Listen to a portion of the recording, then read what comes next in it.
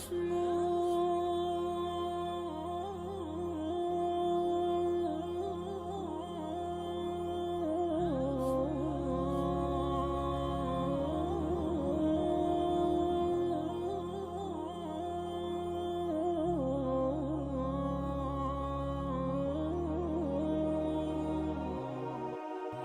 ابن حذافہ السہمی القرشی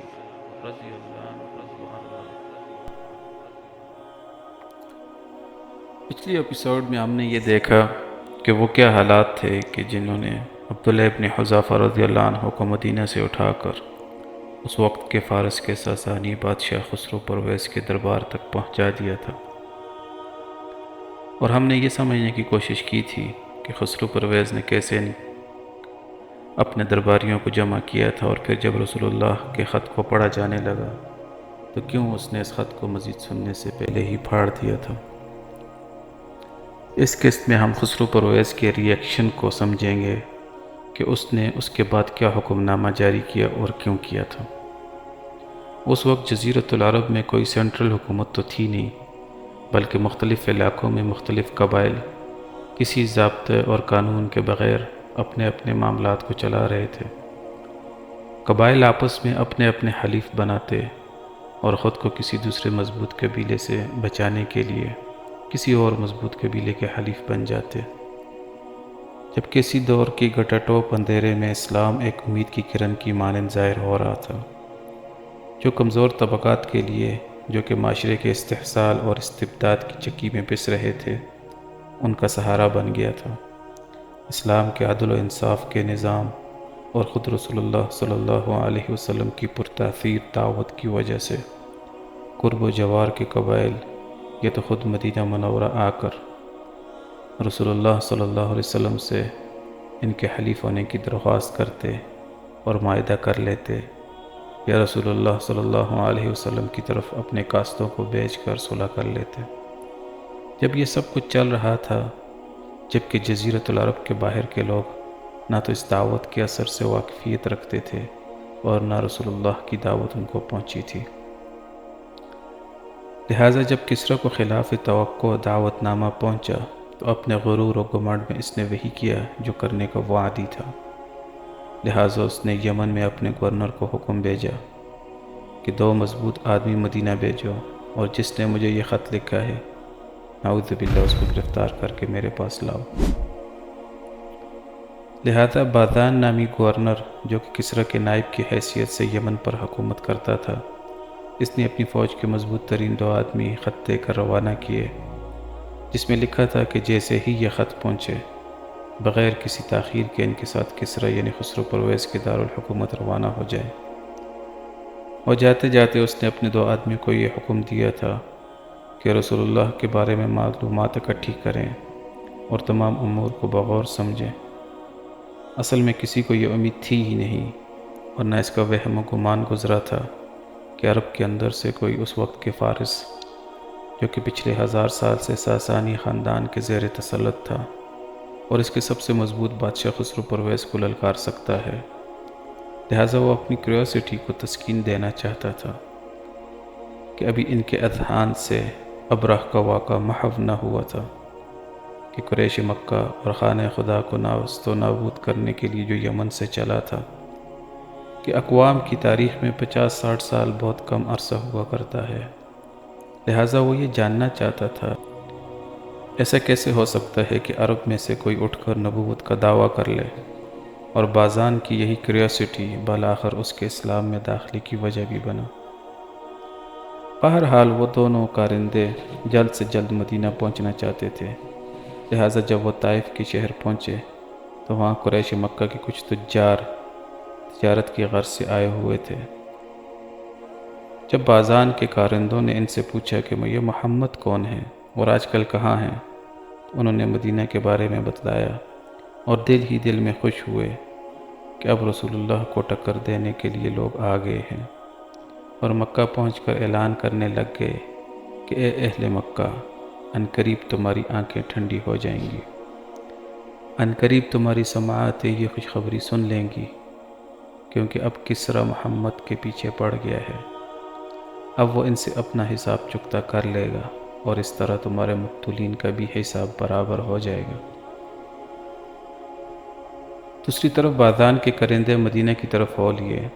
اور جب مدینہ پہنچے تو رسول اللہ کو بادان کا خط دیا اور گویا ہوئے، بادشاہوں کے بادشاہ کسریٰ نے ہمارے بادشاہ بادان کو خط لکھا ہے کہ وہ تمہارے پاس وہ لوگ بھیجے جو تمہیں کسریٰ کے پاس لے کر جائیں، لہٰذا ہم آئے ہیں تو تیاری کر لیں۔ اگر تو آپ آرام سے بغیر کسی پریشانی کے پیدا کیے ہمارے ساتھ چلتے ہیں تو ہم کسریٰ سے سفارش کریں گے تاکہ آپ کے ساتھ نرمی کا معاملہ کیا جائے، اور اگر آپ انکار کرتے ہیں تو آپ کو معلوم ہونا چاہیے کہ آپ بادشاہوں کے بادشاہ کسریٰ کی حکم عدولی کر رہے ہیں، اور جو اس بات پر قادر ہے کہ وہ آپ کو اور آپ کی قوم کو ہلاک کر دے گا۔ رسول اللہ نے ان کی بات سنی اور مسکرا دی اور فرمایا، اچھا اب اپنے ساز و سامان کے پاس واپس جاؤ اور آرام کرو، کل میرے پاس آ جانا۔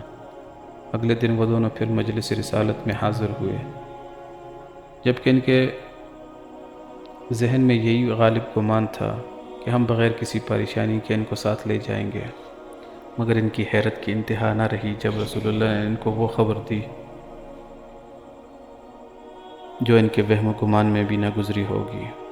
کیونکہ ہم آج کے جدید دور میں سیرت یا اس دور کے واقعات کو پڑھتے اور یا سنتے ہیں تو ہم اس بات یا اس وقت کے حالات کا پورا ادراک نہیں کر پاتے۔ آج کے دور میں کسی خبر کی اطلاع دنیا کے ایک کونے سے دوسرے کونے تک چند سیکنڈز میں پہنچ جاتی ہے، اور یہ کوئی انہونی بات بھی نہیں، جبکہ اس دور میں تیز ترین خبر کے ذرائع بھی کئی مہینوں بعد پہنچا کرتے تھے۔ لہٰذا جب وہ مجلس میں حاضر ہوئے اور کہنے لگے، کیا آپ ہمارے ساتھ چلنے کی تیاری مکمل کر چکے؟ تو رسول اللہ نے ارشاد فرمایا، لن تلقی کسریٰ بعد اليوم فقد قتلہ اللہ، کہ تم آج کے بعد کسریٰ کو کبھی نہیں دیکھ پاؤ گے، میرے رب نے اس پر اس کا بیٹا شیرویہ کو مسلط کر دیا اور بیٹے نے اپنے باپ کو ہی قتل کر دیا، فلاں ماہ کی فلاں رات کو۔ تو ان دونوں کے منہ کھلے کے کھلے رہ گئے اور ان کے چہرے پر خوف اور دہشت عیاں ہو گئی، کہنے لگے، معلوم بھی ہے کہ آپ کیا کہہ رہے ہیں؟ اگر ہم نے بادان کو آپ کی یہ بات بتائی تو آپ کو معلوم نہیں کہ وہ کیا کر لے گا؟ تو رسول اللہ نے مطمئن چہرے سے ارشاد فرمایا، ہاں بالکل، اس کو یہ خبر دے دینا اور ساتھ میں یہ بھی کہنا کہ دین اسلام وہاں تک بھی پہنچ جائے گا جہاں کسریٰ کی بادشاہی ہے، اور اگر اے بادان تم اسلام قبول کر لیتے ہو تو تمہاری بادشاہی قائم رہے گی اور تم بدستور یمن کے بادشاہ ہی رہو گے۔ وہ دونوں جلدی سے جلدی مدینہ سے نکلے اور جلد از جلد یمن پہنچنا چاہتے تھے کہ ان پر یہ خبر بجلی کی طرح گری تھی، اور یمن پہنچ کر پہلا کام جو انہوں نے کیا وہ بادان کی خدمت میں حاضری تھی۔ جب بادان کو تمام قصہ سنایا گیا تو اس نے تحمل سے سنا اور کہا، جو بات محمد نے کی ہے اگر وہ سچ ہوئی تو یہ اس بات کا بین ثبوت ہے کہ وہ نبی ہیں، اور اگر جھوٹ ہوئی تو پھر ہم اس کے معاملے میں مشورہ کریں گے۔ ابھی کچھ دن ہی گزرے تھے کہ بادان کے پاس فارس سے شیرویہ کا خط آیا جس میں درج تھا کہ میں نے کسریٰ کو قتل کر دیا ہے،